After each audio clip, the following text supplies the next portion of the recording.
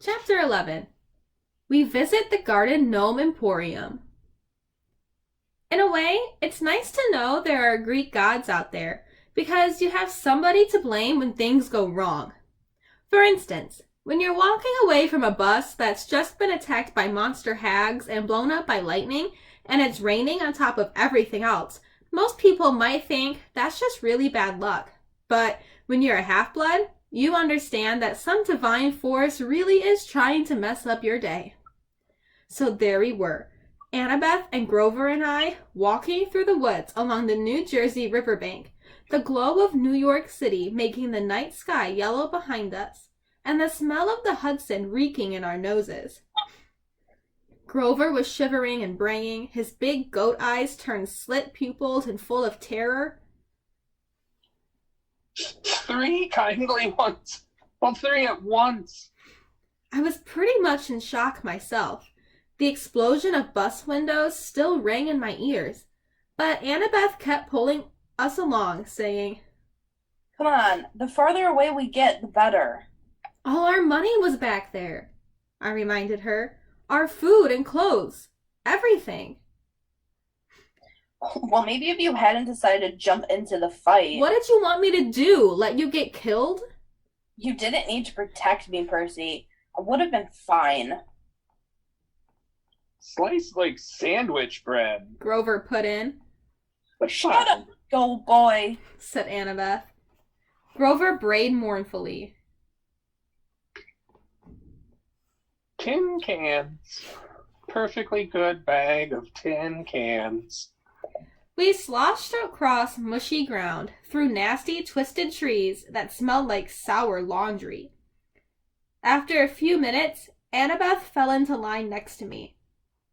Look, Her voice faltered.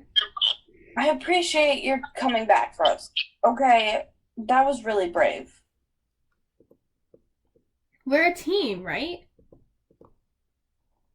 She was silent for a few more steps. It's just that if you died, aside from the fact that it would really suck for you, it would mean the quest was over. This may be my only chance to see the real world. The thunderstorm had finally let up. The city's glow faded behind us, leaving us in almost total darkness. I couldn't see anything of Annabeth, except a glint of her blonde hair. You haven't left Camp Half-Blood since you were 7? I asked her. No, only short field trips. My dad... The history professor? Yeah, it didn't work out for me living at home. I mean, Camp Half-Blood is my home. She was rushing her words out now, as if she were afraid somebody might try to stop her. At camp, you train, and that's all cool and everything, but the real world is where their monsters are. That's where you learn whether you're any good or not. If I didn't know better, I could have sworn I heard doubt in her voice. You're pretty good with that knife, I said. You think so? Anybody who can piggyback ride a Fury is okay by me. I couldn't really see, but I thought she might have smiled. You know, she said, maybe I should tell you something funny back on the bus. Whatever she wanted to say was interrupted by a shrill toot toot toot, like the sound of an owl being tortured. Hey, my reed pipes still work. Grover cried. If I could just remember a Find Path song, we could get out of these woods. He puffed out a few notes, but the tune still sounded suspiciously like Hilary Duff. Instead of finding a path, I immediately slammed into a tree and got a nice-sized knot on my head. Add to the list of superpowers I did not have, infrared vision. After tripping and cursing and generally feeling miserable for another mile or so, I started to see light up ahead, the colors of a neon sign. I could smell food. Fried, greasy, excellent food. I realized I hadn't eaten anything unhealthy since I'd arrived at Half-Blood Hill, where we lived on grapes, bread, cheese, and extra lean-cut nymph-prepared barbecue. This boy needed a double cheeseburger. We kept walking until I saw a deserted two-lane road through the trees. On the other side was a closed-down gas station, a tattered billboard for a 1990s movie, and one open business, which was the source of the neon lights and the good smell. It wasn't a fast food restaurant like I'd hoped. It was one of those weird roadside curio shops that sell lawn flamingos and wooden Indians and cement grizzly bears and stuff like that. The main building was a long, low warehouse surrounded by acres of statuary. The neon sign above the gate was impossible for me to read because if there's anything worse for my dyslexia than regular English, it's red cursive neon English. To me, it looked like Antonymous Gadrian Gomen Prorum. What the heck does that say? I asked. I don't know, Annabeth said. She loved reading so much, I'd forgotten she was dyslexic too. Grover translated. Auntie M's Garden Gnome Emporium. Flanking the entrance, as advertised, were two cement garden gnomes, ugly bearded little runts, smiling and waving, as if they were about to get their picture taken. I crossed the street, following the smell of the hamburgers. Hey! Grover warned. the lights are on inside. Annabeth said. Maybe it's open. Snack bar, I said wistfully. Snack bar. She agreed. Are you two crazy? Grover said. Sorry. This place is weird. We ignored him. The front lot was a forest of statues. Cement animals, cement children, even a cement satyr playing the pipes, which gave Grover the creeps. He bleated. Looks like my Uncle Ferdinand. We stopped at the warehouse door. Don't knock. Grover pleaded. I smell monsters. Your nose is clogged up from the Furies. Annabeth told him. All I smell is burgers. Aren't you hungry? Meat? He said scornfully. I'm a vegetarian. You ate cheese enchiladas and aluminum cans, I reminded him. Those are vegetables. Come on, let's leave. These statues are looking at me. Then the door creaked open, and standing in front of us was a tall Middle Eastern woman. At least, I assumed she was Middle Eastern because she wore a long black gown that covered everything but her hands, and her head was completely veiled.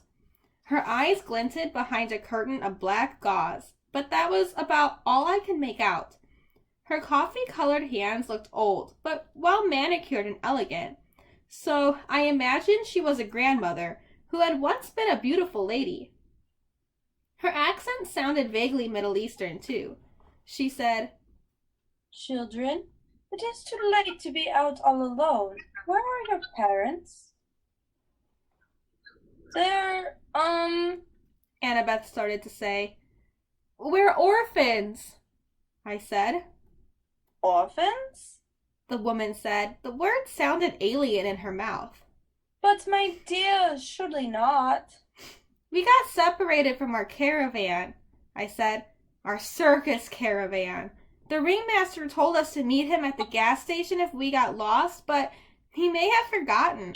Or maybe he meant a different gas station. Anyway, we're lost. Is that food I smell? Oh, my dears, The woman said. You must come in, poor children. I am Auntie M. Go straight through to the back of the warehouse, please. There is a dining area. We thanked her and went inside. Annabeth muttered to me, Circus caravan? Always have a strategy, right? Your head is full of kelp. The warehouse was filled with more statues. People in all different poses, wearing all different outfits, and with different expressions on their faces. I was thinking you'd have to have a pretty huge garden to fit even one of these statues because they were all life-size. But mostly I was thinking about food. Go ahead, call me an idiot for walking into a strange lady's shop like that. Let's try that again. Oh, I see. Go ahead, call me an idiot for walking into a strange lady's shop like that just because I was hungry, but I do impulsive stuff sometimes. Plus, you've never smelled Auntie M's burgers. The aroma was like laughing gas in a dentist chair. It made everything else go away. I barely noticed Grover's nervous whimpers, or the way the statue's eyes seemed to follow me, or the fact that Auntie M had locked the door behind us. All I cared about was finding the dining area. And sure enough, there it was, at the back of the warehouse. A fast food counter with a grill, a soda fountain, a pretzel heater, and a nacho cheese dispenser. Everything you could want. Plus, a few steel picnic tables out front. Please, sit down, Auntie M said. Awesome, I said. Grover said reluctantly. We don't have any money, ma'am. Before I could jab him in the ribs, Auntie M said, No, children, no money. This is a special case, yes? It is my treat for such nice orphans. Thank you, ma'am, Annabeth said. Auntie M stiffened, as if Annabeth had done something wrong, but then the old woman relaxed just as quickly, so I figured it must have been my imagination. Quite all right, Annabeth, she said. You have such beautiful gray eyes, child. Only later did I wonder how she knew Annabeth's name, even though we had never introduced ourselves. Our hostess disappeared behind the snack counter and started cooking. Before we knew it, she brought us plastic trays heaped with double cheeseburgers, vanilla shakes, and double XL servings of French fries. I was halfway through my burger before I remembered to breathe. Annabeth slurped her shake. Grover picked at the fries and eyed the tray's waxed paper liner as if he might go for that, but he still looked too nervous to eat. What's that hissing noise? He asked. I listened, but didn't hear anything. Annabeth shook her head. Hissing? Auntie M asked. Perhaps you hear the deep fryer oil. You have keen ears, Grover. I take vitamins for my ears. That's admirable, she said. But please, relax. Annie M ate nothing. She hadn't taken off her headdress even to cook, and now she sat forward and interlaced her fingers and watched us eat. It was a little unsettling having someone stare at me when I couldn't see her face, but I was feeling satisfied after the burger and a little sleepy, and I figured the least I could do was try to make small talk with our hostess. So you sell gnomes? I said, trying to sound interested. Oh, yes, Auntie M said. And animals and people. Anything for the garden. Custom orders. Statuary is very popular, you know. A lot of business on this road? No, not so much, no. Since the highway was built, most cars, they do not go this way now. I must cherish every customer I get. My neck tingled, as if somebody else was looking at me. I turned, but it was just a statue of a young girl holding an Easter basket.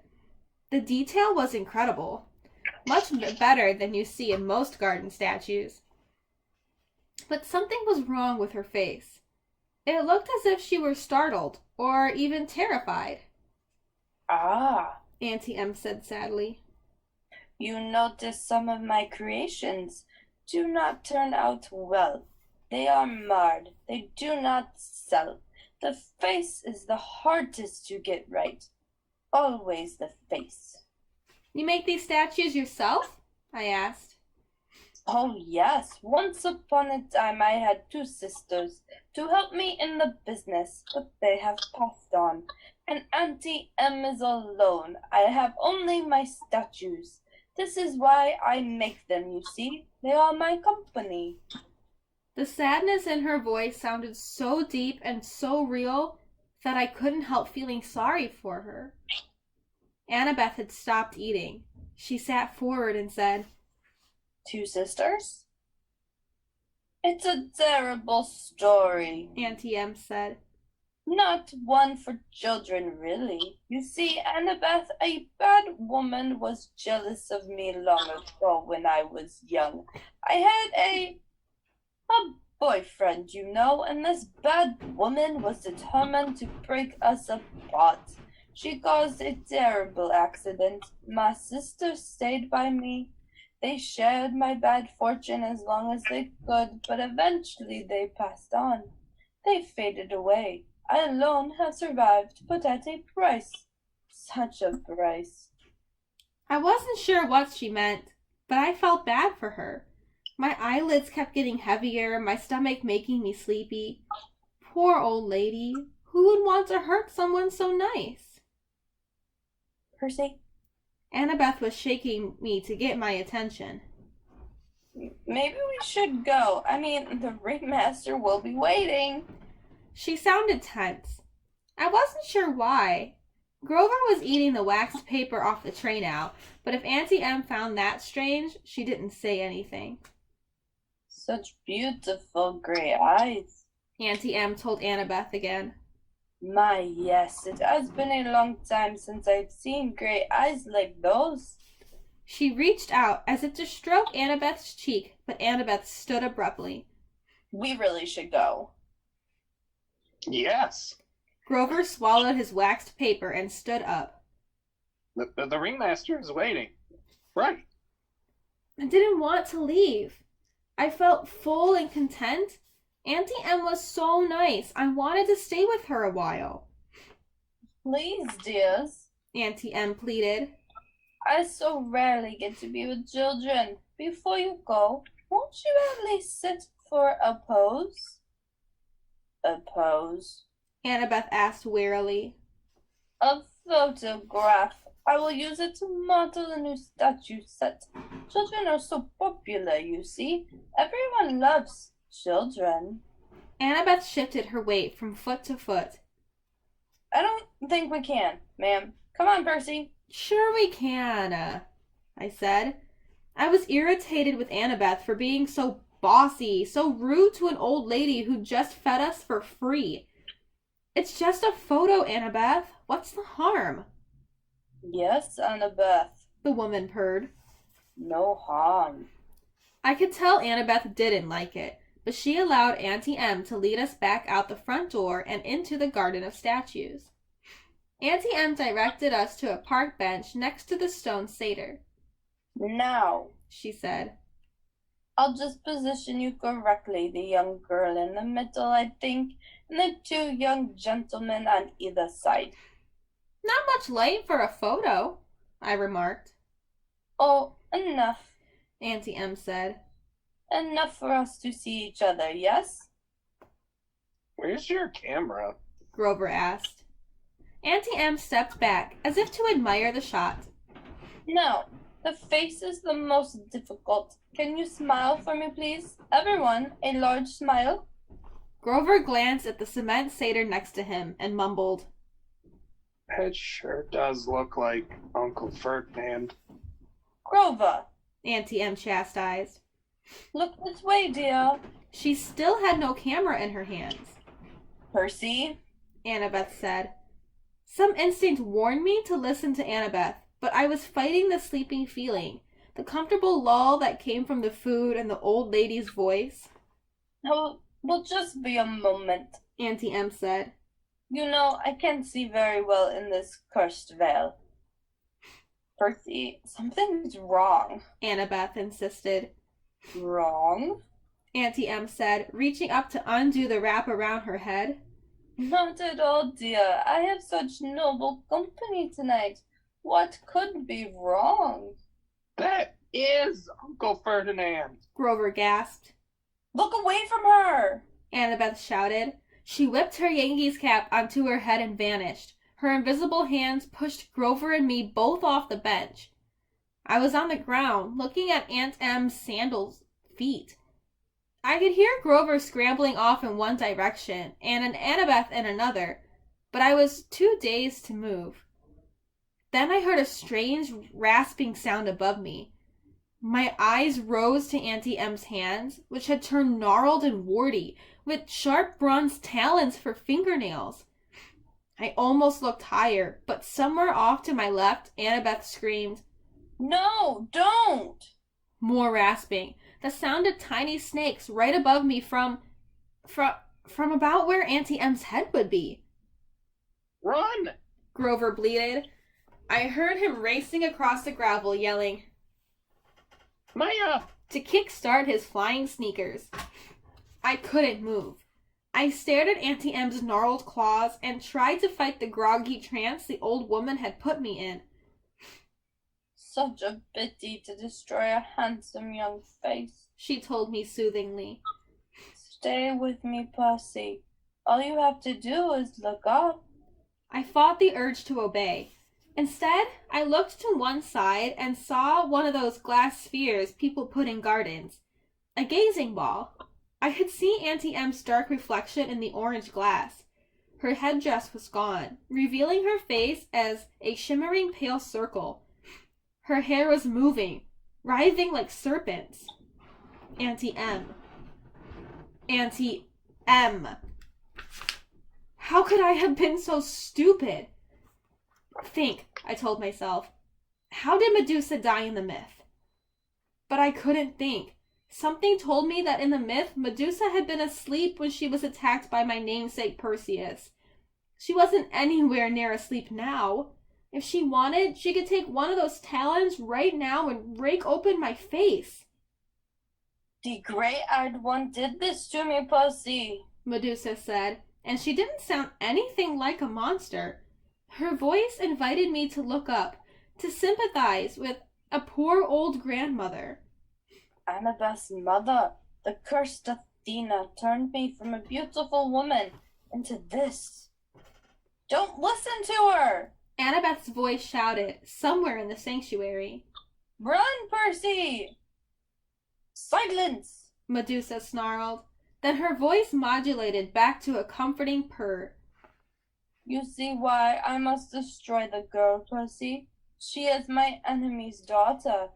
I shall crush her statue to dust. But you, dear Percy, you need not suffer." No, I muttered. I tried to make my legs move. "Do you really want to help the gods?" Medusa asked. "Do you understand what awaits you on this foolish quest, Percy? What will happen if you reach the underworld? Do not be a pawn of the Olympians, my dear. You would be better off as a statue. Less pain, less pain." Percy! Behind me, I heard a buzzing sound like a 200-pound hummingbird in a nosedive. Grover yelled. Duck! I turned, and there he was in the night sky, flying in from 12 o'clock with his winged shoes fluttering. Grover, holding a tree branch the size of a baseball bat.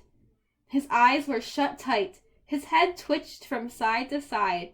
He was navigating by ears and nose alone. Duck! He yelled again. I'll get her! That finally jolted me into action. Knowing Grover, I was sure he'd miss Medusa and nail me. I dove to one side. Thwack! At first I figured it was the sound of Grover hitting a tree. Then Medusa roared with rage. "You miserable satyr!" She snarled. "I'll add you to my collection." That was for Uncle Ferdinand! Grover yelled back. I scrambled away and hid in the statuary while Grover swooped down for another pass. Kerwack!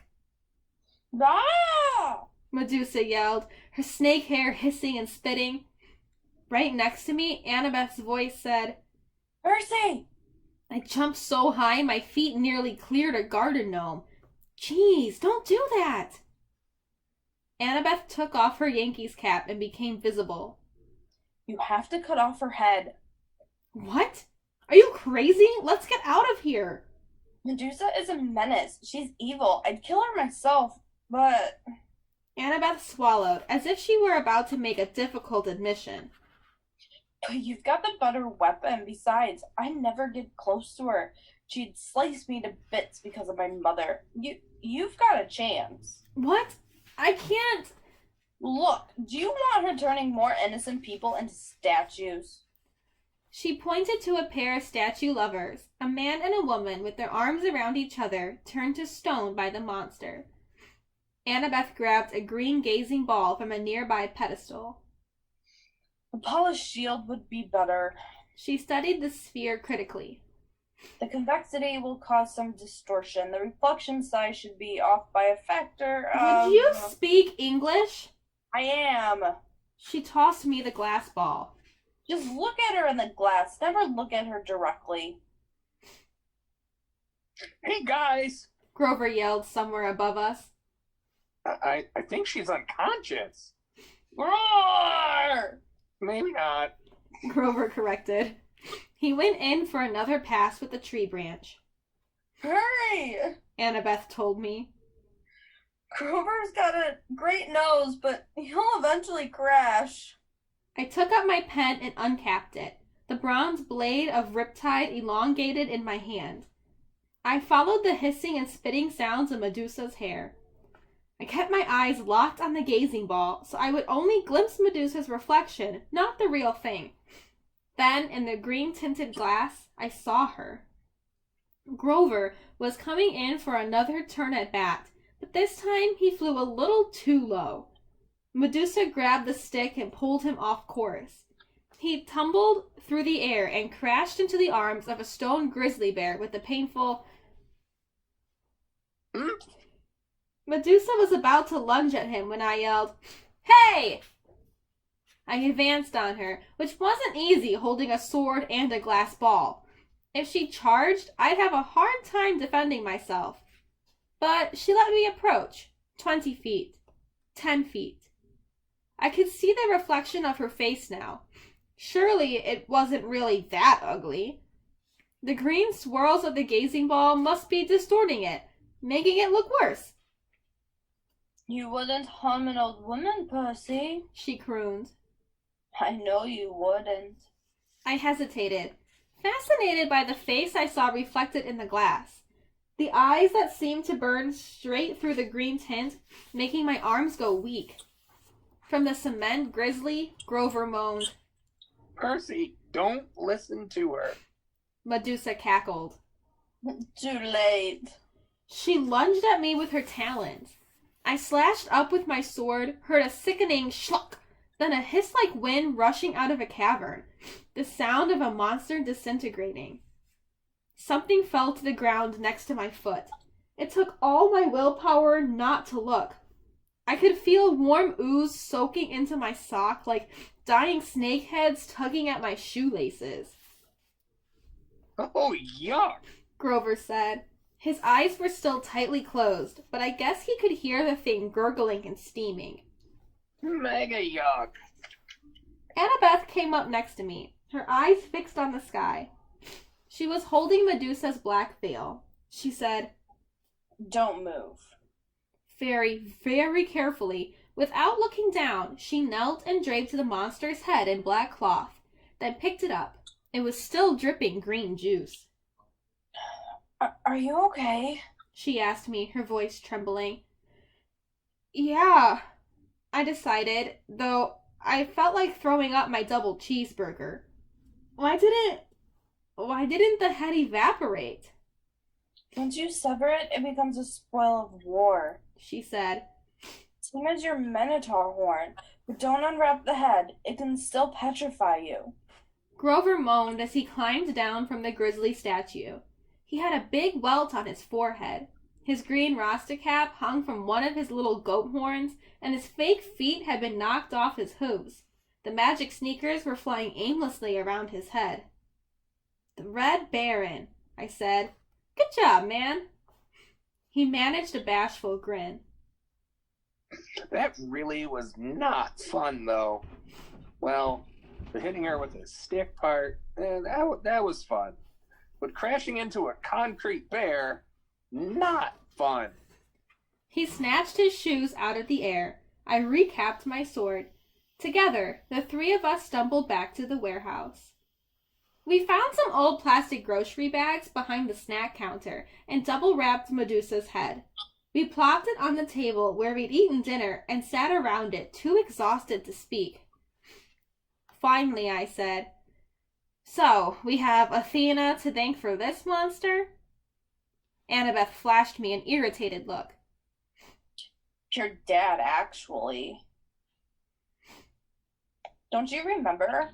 Medusa was Poseidon's girlfriend. They decided to meet in my mother's temple. That's why Athena turned her into a monster. Medusa and her two sisters, who had helped her get into the temple, they became the three Gorgons. That's why Medusa wanted to slice me up, but she wanted to preserve you as a nice statue. She's still sweet on your dad. You probably reminded her of him. My face was burning. "Oh, so now it's my fault we met Medusa?" Annabeth straightened. In a bad imitation of my voice, she said, It's just a photo, Annabeth. What's the harm? "Forget it," I said. "You're impossible." You're insufferable. "You're—" Hey, Grover interrupted. you two are giving me a migraine. And satyrs don't even get migraines. What are you going to do with the head? I stared at the thing. One little snake was hanging out of a hole in the plastic. The words printed on the side of the bag said, "We appreciate your business." I was angry, not just with Annabeth or her mom, but with all the gods for this whole quest, for getting us blown off the road and in two major fights the very first day out of camp. At this rate, we'd never make it to LA alive, much less before the summer solstice. What had Medusa said? "Do not be a pawn of the Olympians, my dear. You would be better off as a statue." I got up. "I'll be back." Percy, Annabeth called after me. what are you... I searched the back of the warehouse until I found Medusa's office. Her account book showed her 6 most recent sales, all shipments to the underworld to decorate Hades and Persephone's garden. According to one freight bill, the underworld's billing address was DOA Recording Studios, West Hollywood, California. I folded up the bill and stuffed it in my pocket. In the cash register, I found $20, a few golden drachmas, and some packing slips for Hermes Overnight Express, each with a little leather bag attached for coins. I rummaged around the rest of the office until I found the right size box. I went back to the picnic table, packed up Medusa's head, and filled out a delivery slip. For gods, Mount Olympus, 600th floor, Empire State Building, New York, New York. With best wishes, Percy Jackson. They're not going to like that. Grover warned. They'll think you're impertinent. I poured some golden drachmas into the pouch.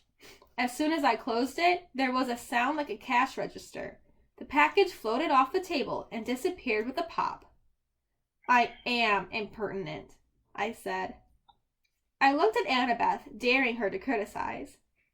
She didn't. She seemed resigned to the fact that I had a major talent for ticking off the gods. Come on. She muttered. I need a new plan.